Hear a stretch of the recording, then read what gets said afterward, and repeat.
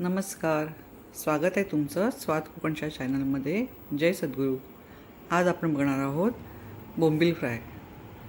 हे घेतलेले आहेत कापून स्वच्छ धुवून त्याला मीठ लावून ठेवलेलं. त्याचं मिठाचं पाणी ते सुटलं ते काढून घेतलेलं आहे. आता मी ह्याला हे हिंग आहे, हळद आहे, मिक्स मसाला आहे, लाल तिखट आहे आणि कोकमचा आगळ घेणार आहे. हे पहा, हे सगळं मिक्स करून मी त्याला चोळून ठेवणार आहे. कमीत कमी अर्धा तास ठेवायचं. जास्त ठेवलं तरी चालतं.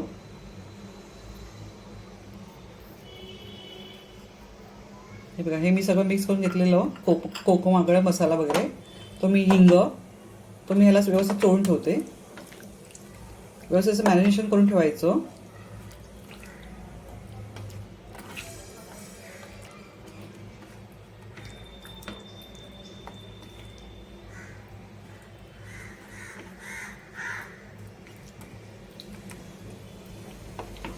हे असं व्यवस्थित ठेवून द्यायचं. अर्धा तास तरी ठेवायचं कमीत कमी, म्हणजे हे छान आतमध्ये मुरतं.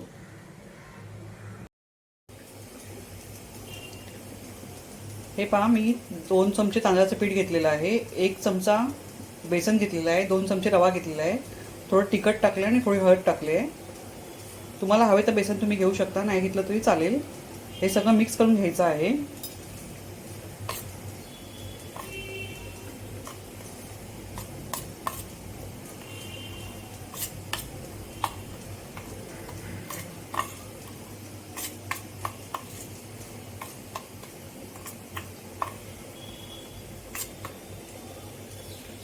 आणि आपण याच्यात मासे बुडून फ्राय करूया.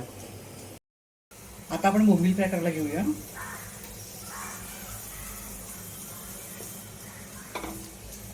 बेसन आणि रव्याच्या पिठामध्ये मी मिक्स केलेलं आहे बोंबील. हे करून घेतलेलं मी बेसनचं, रवा आणि तांदळाचं पीठ आणि मसाला.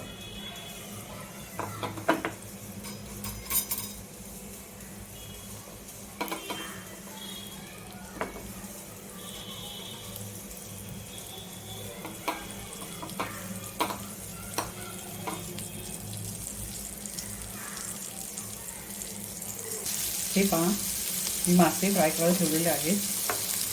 बोंबील याचे 5 मिनटं फ्राय करत ठेवून द्यायचे. नंतर आपण त्याला पलटून घेऊया 5 मिनिटांनी. आता आपण मासे पलटून घेऊया.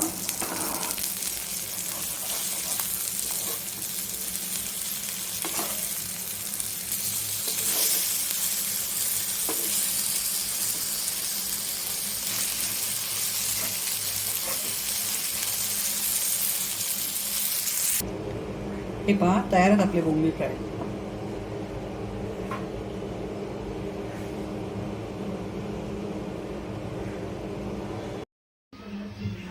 हे पहा, तयार आहे आपले बोंबील फ्राय.